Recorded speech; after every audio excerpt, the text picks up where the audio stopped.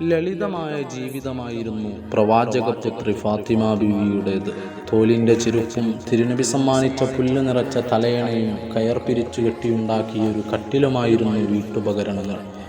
സമ്പന്നനല്ലാത്ത അലി റളിയല്ലാഹു അൻഹുവിൻ്റെ കഷ്ടപ്പാടുകൾ കണ്ടറിഞ്ഞ് പരസ്പരം സ്നേഹത്തിലും സമാധാനത്തിലും അവർ ജീവിച്ചു. ലോകനേതാവിൻ്റെ മകളാണെന്ന അഹങ്കാരമുണ്ടായിരുന്നില്ല.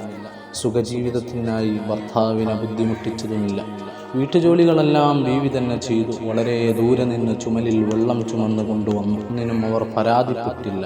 സമ്പത്തോ ജീവിത സൗകര്യങ്ങളോ അല്ല ദാമ്പത്യ ജീവിതത്തിൻ്റെ ആണിക്കല്ല് എന്നും, മറിച്ച് പരസ്പര സ്നേഹവും ഭക്തിയുമാണ് ജീവിതത്തിൻ്റെ അടിസ്ഥാനമെന്ന് ബോധ്യപ്പെടുത്തുന്നതായിരുന്നു മഹദിയുടെയും ഭർത്താവ് അലി റളിയല്ലാഹു അൻഹുവിൻ്റെയും ദാമ്പത്യ ജീവിതം.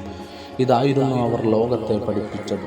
റസൂലിൻ്റെ വഫാത്തിന് ശേഷം ഏകദേശം 6 മാസം കഴിഞ്ഞ് ഹിജറ 11 ഇതുപോലെ ഒരു റമദാൻ 3-നായിരുന്നു സ്വർഗീയ വനിതകളുടെ നേതാവ് ഫാത്തിമ ബീവിയുടെ വഫാത്ത്. മഹദിയുടെ ഹദറത്തിലേക്ക് ഒരു ഫാത്തിഹയെങ്കിലും ചുരുങ്ങിയത്.